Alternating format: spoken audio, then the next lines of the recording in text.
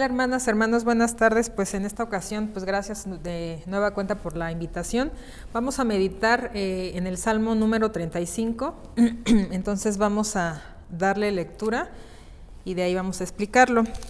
Dice así: disputa, oh Jehová, con los que contra mí contienden, pelea contra los que me combaten, echa mano al escudo y al pavés, y levántate en mi ayuda. Saca la lanza, cierra contra mí mis perseguidores.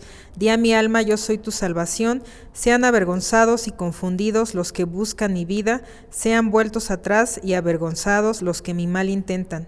Sean como el tamo delante del viento, y el ángel de Jehová los acose. Sea su camino tenebroso y resbaladizo, y el ángel de Jehová los persiga, porque sin causa escondieron para mí su red en un hoyo. Sin causa cavaron hoyo para mi alma, véngale el quebrantamiento sin que lo sepa, y la red que él escondió lo prenda con quebrantamiento, caiga en ella. Entonces mi alma se alegrará en Jehová, se regocijará en su salvación. Todos mis huesos dirán: Jehová, ¿quién como tú, que libras al afligido, al más fuerte que él, y al pobre y menesteroso del que le despoja? Se levantan testigos malvados de lo que no se me preguntan, me devuelven mal por bien para afligir a mi alma. Pero yo, cuando ellos se enfermaron, me vestí de cilicio, afligí con ayuno mi alma, y mi oración se volvía a mi seno. Como por mi compañero, como por mis hermanos andaba, como el que trae luto por madre, enlutado me humillaba. Pero ellos se alegraron en mi adversidad y se juntaron contra mí gentes despreciables, y yo no lo entendía. Me despedazaban sin descanso. Como lisonjeros, escarnecedores y truanes, crujieron contra mí sus dientes. Señor, ¿hasta cuándo verás esto? Rescata mi alma de sus destrucciones, mi vida de los leones. Te confesaré en grande congregación, te alabaré entre numeroso pueblo. No se alegren de mí los que sin causa son enemigos, ni los que me aborrecen sin causa guiñen el ojo. Porque no hablan paz, y contra los mansos de la tierra piensan palabras engañosas. Ensancharon contra mí su boca, dijeron: Ea, ea, nuestros ojos lo han visto. Tú lo has visto, oh Jehová, no calles. Señor, no te alejes de mí. Muévete y despiértate para hacerme justicia, Dios mío y Señor mío, para defender mi causa. Júzgame conforme a tu justicia, Jehová Dios mío. No se alegre de mí, no digan en su corazón: Ea, alma nuestra, no digan: le hemos devorado. Sean avergonzados y confundidos aun a los que de mi mal se alegran. Vístanse de vergüenza y de confusión los que se engrandecen contra mí. Canten y alégrense los que están a favor de mi justa causa, y digan siempre: sea exaltado Jehová, que ama la paz de su siervo. Y mi lengua hablará de tu justicia y de tu alabanza todo el día. Pues bien, es un salmo largo. Vamos a dividirlo en tres bloques para ir entendiendo cuál es el punto o la premisa que el salmista David, que es el autor, quiso hacerlo. Prácticamente, hermanos, nos pide considerar a nuestro prójimo como superior a nosotros mismos. Vamos a ir viendo el por qué. Bueno, prácticamente nosotros, al pasar por una calamidad, alguna presión, podemos decir que estamos enojados, que nos molestamos, que nos sentimos enfadados. Eso es normal. Lo pasó también David. ¿Por qué? Porque es parte de la naturaleza humana. Entonces, bueno, ahí anote quien guste tomar nota. Es un salmo conocido como imprecatorio.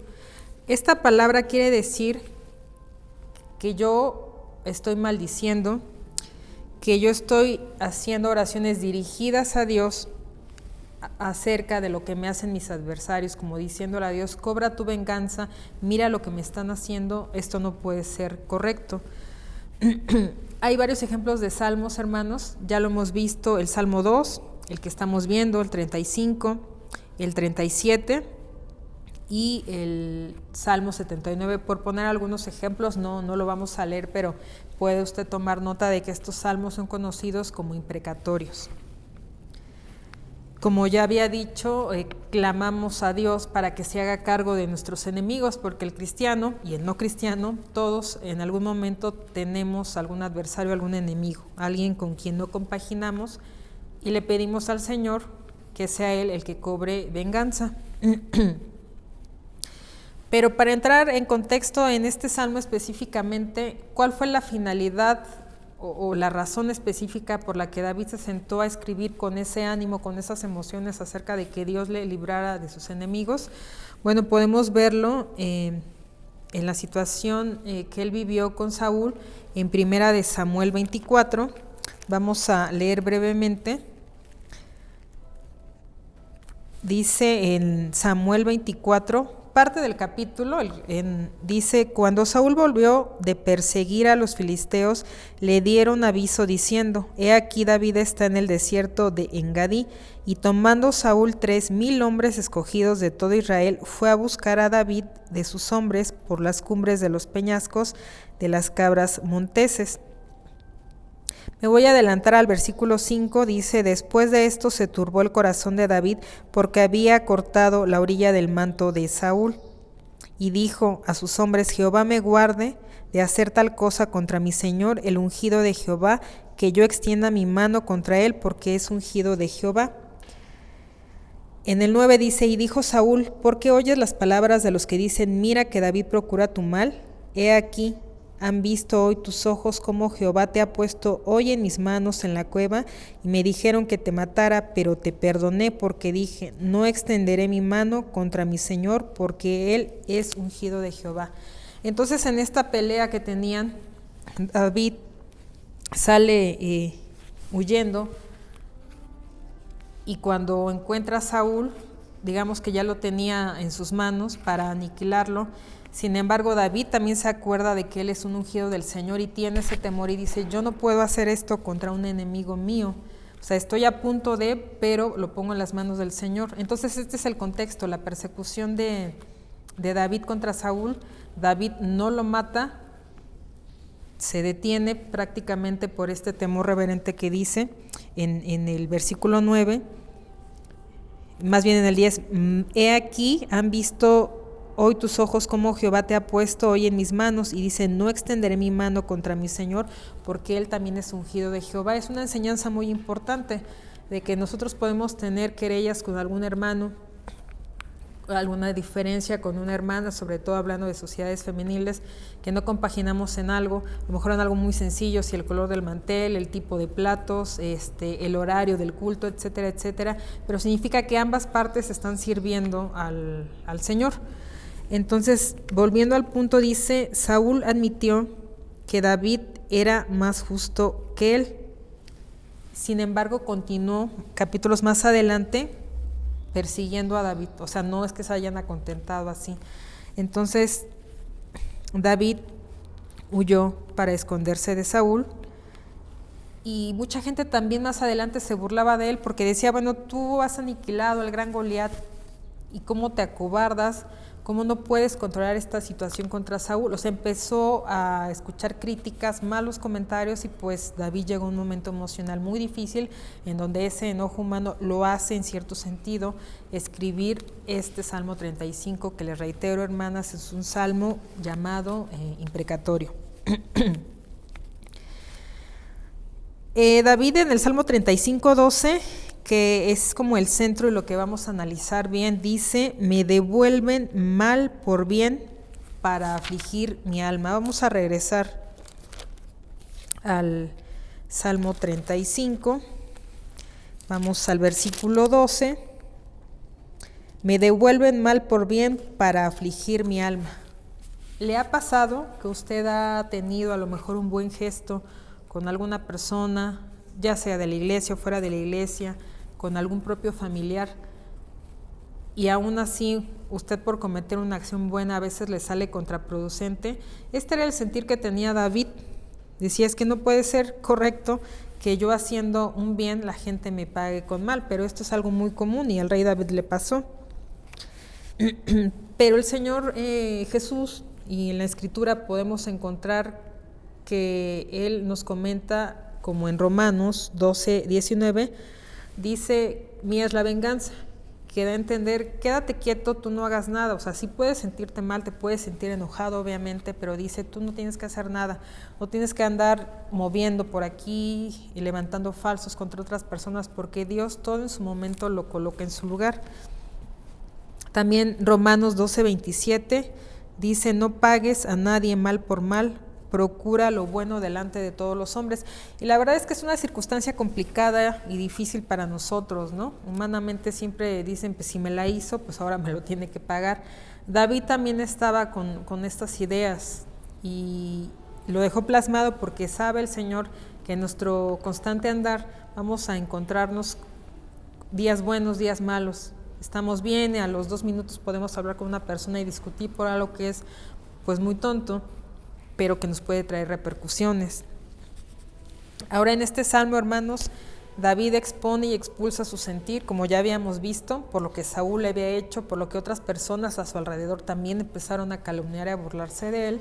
Entonces vamos a ver un atributo del Señor que a veces no se menciona mucho o lo entendemos mal, la ira del Señor, que es un atributo divino. Lo voy a leer, dice, es una de las perfecciones de Dios, trae consigo el justo juicio de Dios. Da a entender que Dios se irrita, en efecto, contra el pecado, contra el pecador. Quiere decir que como Él es perfecto y no hay mancha y defecto alguno en Él, Él no puede ser indiferente ante un pecado. O sea, si usted piensa que el Señor está cruzado de brazos o mirando para otro lado y no está poniendo atención a su causa, estamos equivocados. El Señor está molesto, el Señor también está airado, pero todo tiene su tiempo para el Señor. Nosotros no tenemos que mover nada. David no podía adelantarse a las decisiones del Señor, pero sí puso su corazón en oración, porque esta es una oración, una plegaria diciéndole, coloquialmente, estoy muy molesto, estoy muy enojado, pero necesito tu dirección. Gimo porque me siento muy mal y no sé qué hacer. Quiero tu guía, Señor. Bueno, la ira tiene que ver con su eterno aborrecimiento a la injusticia, hermanos. Pero también nosotros podemos ver que en el Antiguo Testamento ya existe esta parte de que la gente ha dado maldición a otras personas y dice que la maldición considerada eficaz era entre los israelitas un medio normal de defensa. Por poner un ejemplo, vamos a Deuteronomio 27 y vamos a leer los versículos 15, 16 para tener un ejemplo. Maldito el hombre que hiciere escultura o imagen de fundición, abominación a Jehová, obra de mano de artífice, y la pusiere en oculto. Y todo el pueblo responderá y dirá amén. Maldito el que deshonre a su padre o a su madre, y dirá todo el pueblo amén. Maldito el que redujere el límite de su prójimo, y dirá todo el pueblo amén. Y así sigue una gran cantidad. Entonces para el pueblo de Israel era común, o sea, sí era válido la maldición. No estamos diciendo que lo tomemos en el sentido ahora para nuestra actualidad, nuestras costumbres de decir yo te maldigo por esto, como el yo te reprimo, o el yo clamo al Espíritu para que te detenga a ti. No estamos hablando de cosas en el sentido que lo que yo diga, lo que yo hable va a reprender las cosas. Las personas que a lo mejor acostumbran colocarse algunas pulseras de colores para que no les echen, como dicen coloquialmente, mala vibra, hacerse limpias, ciertos rituales, no habla de eso. En ese sentido de maldición no vamos a confundirlo. Avanzando también vamos a ver la división que tiene este salmo, son varios versículos. Entonces la primera división que vamos a encontrar es del 1 al 10. Y bueno, del 1 al 10 David entrega el asunto a Jehová, o sea, le está exponiendo que tiene este problema. David reconoció que sus aliados le traicionaron, pero no buscó venganza. Es decir, que no aplicó la ley del ojo por ojo, diente por diente, que podemos nosotros ver en Levítico 24:19, ¿no? O la ley del talión. También encontramos en esta parte que no debemos ocupar nuestras oraciones contra enemigos personales. O sea, si yo me aviento un mes orando porque quiero que a una persona le pase esto, nuestra oración realmente está como fallando. Les voy a decir por qué, porque nuestra oración debe estar encaminada a seguir la voluntad del Señor, no precisamente como a encapricharnos a de que yo quiero que le pase esto a esta persona o que esta persona se retire, por ejemplo, de mi trabajo. Quiero que corran a mi jefe y le clamo al Señor día y noche por eso. No, tampoco está enfrascado en este sentido. Y otro punto es que podemos nosotros, hermanos, más bien orar por protección, por misericordia del Señor, y que Dios nos libre en efecto de circunstancias malignas para nosotros, algo que a mí me acongoja. Si una persona me está haciendo daño y yo a lo mejor yo no me quiero vengar, pues yo puedo pedirle al Señor que ponga tierra de por medio con estas personas o en esta circunstancia, porque a mí me está afectando emocionalmente. Entonces esto es importante. Entonces la división es hasta el versículo 10. Todos mis huesos dirán: Jehová, ¿quién como tú que libras al afligido del más fuerte que él y al pobre y menesteroso del que le despoja? O sea, es una pregunta como retórica diciendo: no hay nadie más como tú. Puedo ir al banco a pedir un préstamo, puedo hablar con un jefe superior, puedo meter una carta, puedo ir a la delegación, a un escrito, puedo tener los mejores abogados, pero el abogado más fiel que tenemos, sin duda alguna, ese será el Señor Jesucristo. Entonces eso usted debe de tenerlo muy claro, hermana, de que aunque tengamos los sentimientos un poco revueltos, el Señor es el único mediador entre todos nosotros. Vamos a revisar algunos otros versículos. Tenemos aquí en Romanos 12:21: no seas vencido de lo malo, sino vence con el bien el mal. Qué difícil, ¿no? Repito, no seas vencido de lo malo, sino vence con el bien el mal. O sea, si una persona ya nos humilló, si nos abofeteó, como dice el Señor Jesucristo, ponerle otra mejilla. Es complicado porque el ser humano pues siempre reaccionamos. Otros tenemos temperamentos más tranquilos, otros no tan complicados, pero todos al fin de cuentas conocemos qué es el enojo. Alguna vez hemos estado molestos, un día, una hora, o hay gente que vive molesta con muchas personas, tiene coraje, y eso usted debe de perdonar, ¿no? Este salmo nos invita a: lo pongo todas mis cargas y mi ansiedad a los pies del Señor Jesucristo. La segunda parte de esta división lo encontramos del 11 al 21 y vamos a explicar que aquí David hizo el bien a los que le hicieron mal. Bueno, el versículo 11 dice: se levantan testigos malvados de lo que no se me preguntan. Lo vuelvo a repetir: se levantan testigos malvados de lo que no se me preguntan, como diríamos en el argot, ¿no? O sea, sacan hilo para sacar hebra.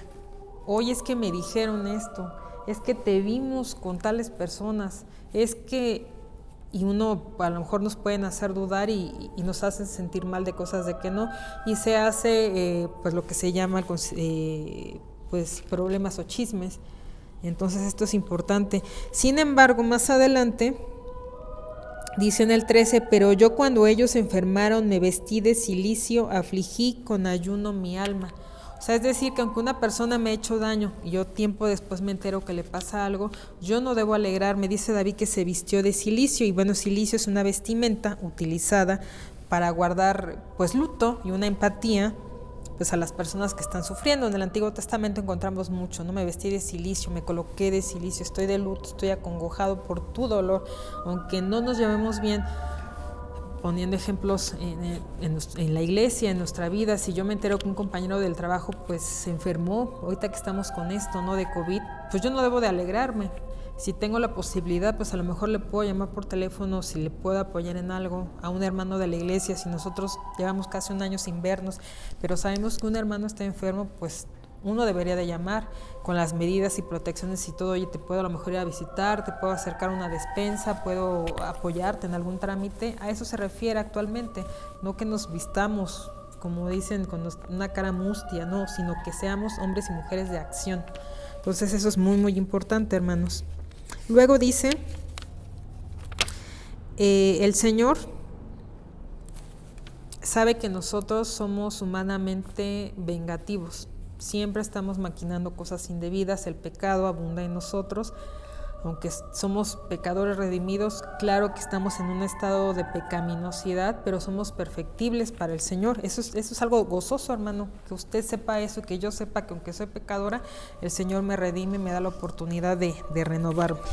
Luego dice, Él lo hace por dos maneras, lo hace con misericordia y lo hace con santidad. Aquí el versículo 16 dice, como lisonjeros, escarnecedores y truanes crujieron contra mí sus dientes, y hace la pregunta, Señor, ¿hasta cuándo verás esto? Rescata mi alma de sus destructores, mi vida de los leones. ¿Por qué?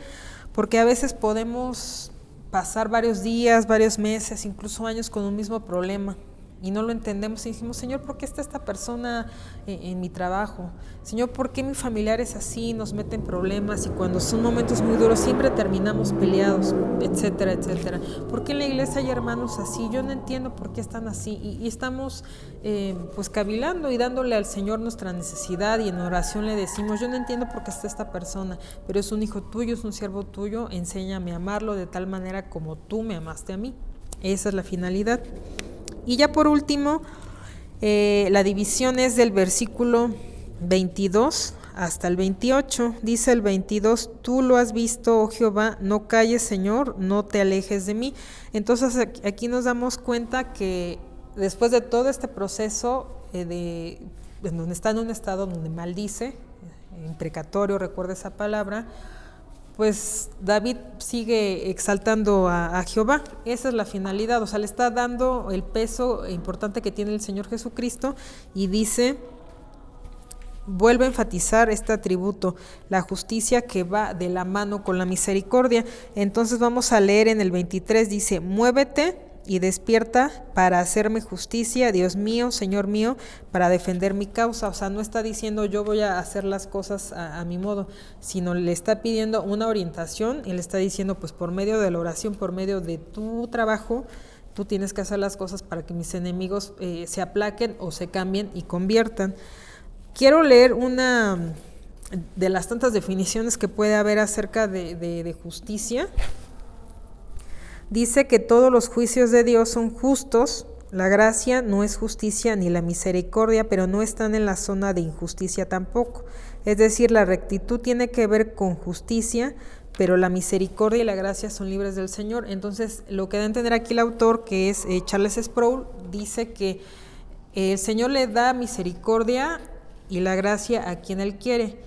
Pero eso no significa que porque una persona que está cometiendo un acto indebido le va bien, o nosotros humanamente podemos verlo le va bien, el Señor es injusto. No, está actuando las dos. No puede dejar de ser injusto, no puede dejar de ser eterno. Ninguno de los atributos del Señor se cancelan porque se active otro, por decirlo de alguna manera. Entonces es importante.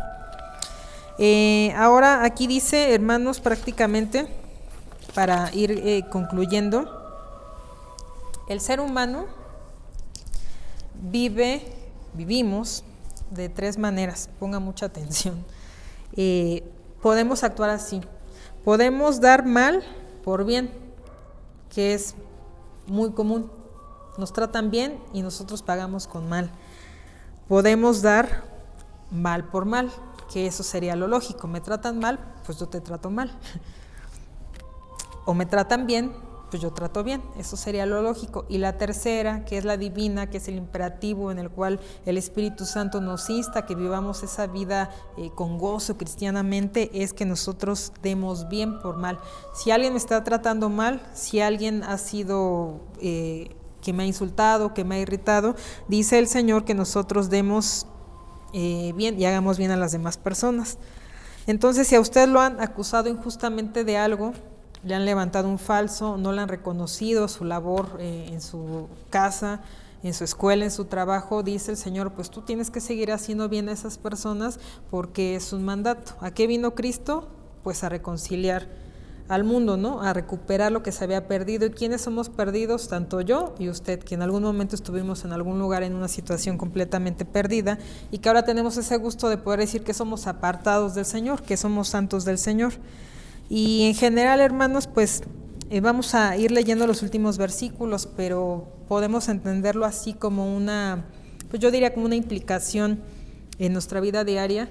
El cristiano está completamente militando.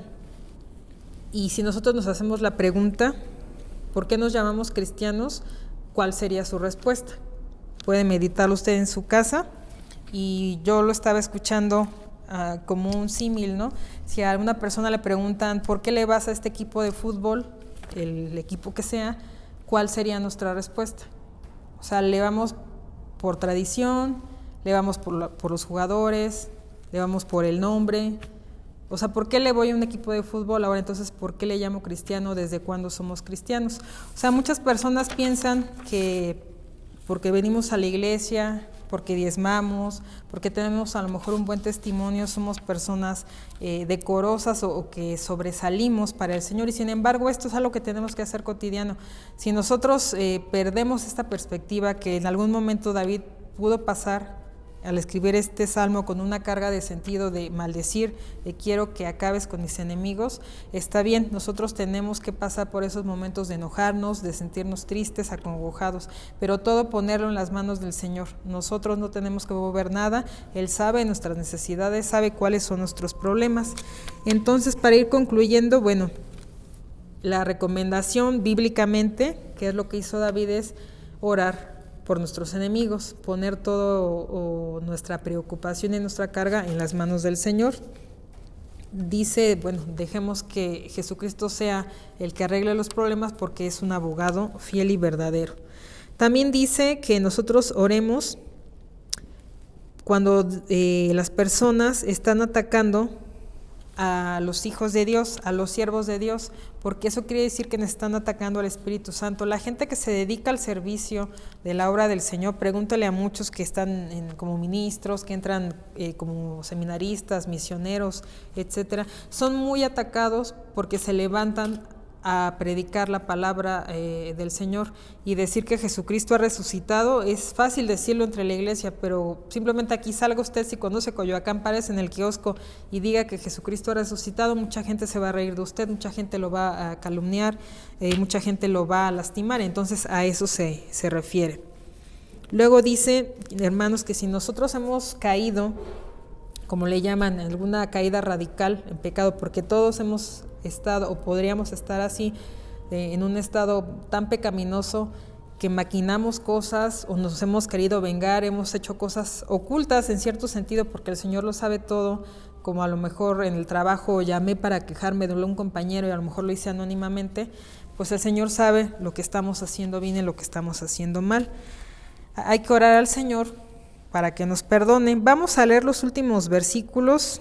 El 27 dice, ya después que entendimos todo esto, que colocamos nuestros problemas con el Señor y sabemos que Él va a responder a su tiempo y acomodar todo, aunque a lo mejor ahorita el panorama en muchas iglesias puede ser complicado porque no nos hemos visto, muchos hermanos se han enfriado, muchos hermanos ya no están, o sea, hay muchas situaciones complicadas. Podemos decir como David, canten y alégrense los que están a favor de mi justa causa y digan siempre, sea exaltado Jehová, que ama la paz de su siervo, y mi lengua hablará de tu justicia y de tu alabanza todo el día. En resumen, aunque estemos enojados, aunque estemos tristes, depositemos todo en las manos del Señor y alabemos al Señor el resto de nuestra vida. Muchísimas gracias. Hermanos, pues para despedirnos vamos a orar y después vamos a hacer la lectura del texto lema. Señor, te damos muchas gracias porque pues permites que podamos aprender más de tu palabra.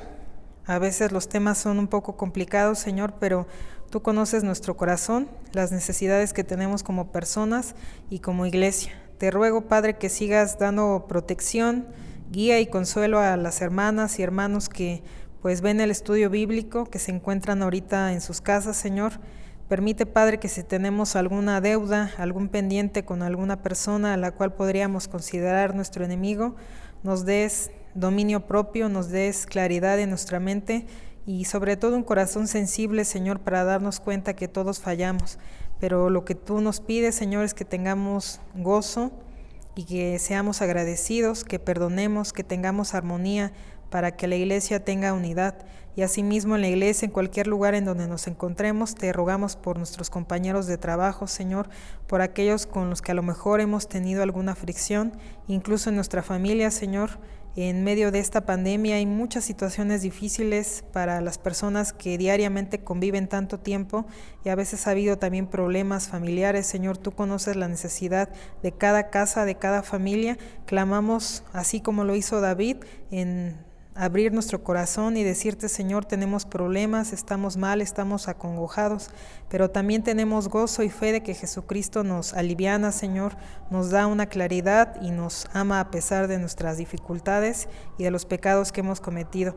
Te rogamos que nos perdones, Señor, que traigas palabra, que traigas aliento a las familias, Señor, y podamos cantarte con gozo como lo hemos visto en este salmo, y que nos cuides y que los enemigos que podamos tener, tú les prosperes su camino, Señor, consideres su gemir como dice la Escritura y nos permitas madurar en la fe y orar por quienes a lo mejor nos han hecho algún daño, Padre Celestial. Tú conoces a esas personas.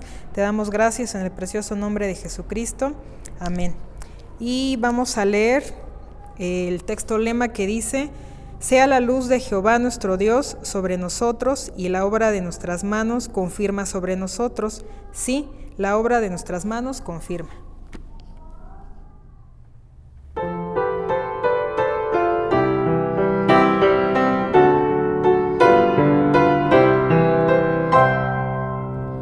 So